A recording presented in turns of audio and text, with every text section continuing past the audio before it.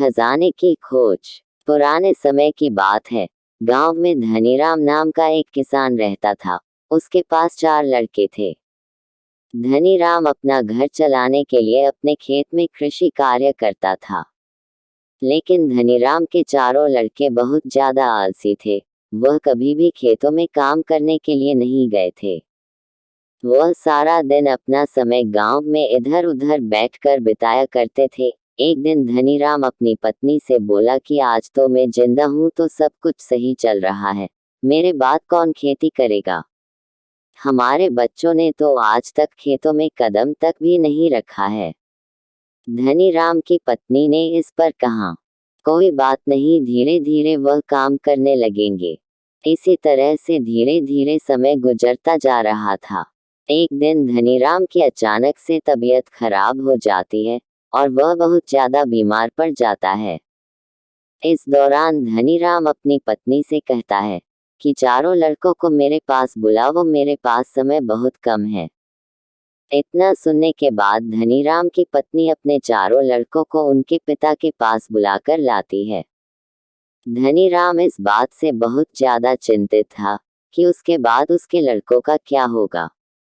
इसलिए उसने अपने चारों लड़कों को अपने पास बैठाकर कहा कि मेरे पास जितना भी कमाया हुआ धन था, मैंने वह सारा अपने खेतों के नीचे दबाया हुआ है।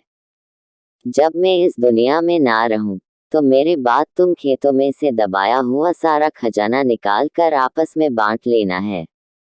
इतना सुनने के बाद धनीराम के चारों बेटे बहुत खुश हुए।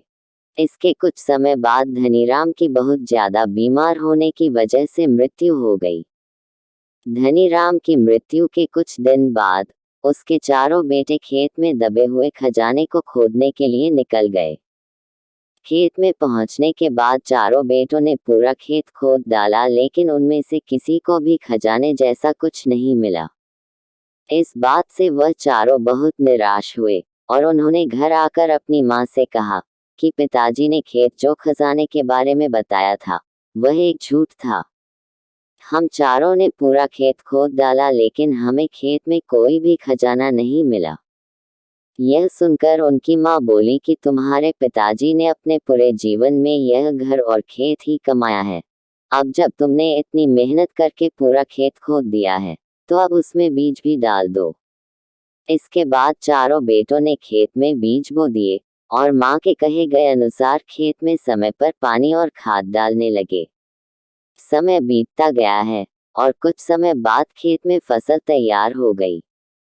फसल काटने के बाद चारों बेटों ने फसल को बाजार में बेचा और उससे जो भी पैसे मिले उससे उन्हें बहुत खुशी मिली।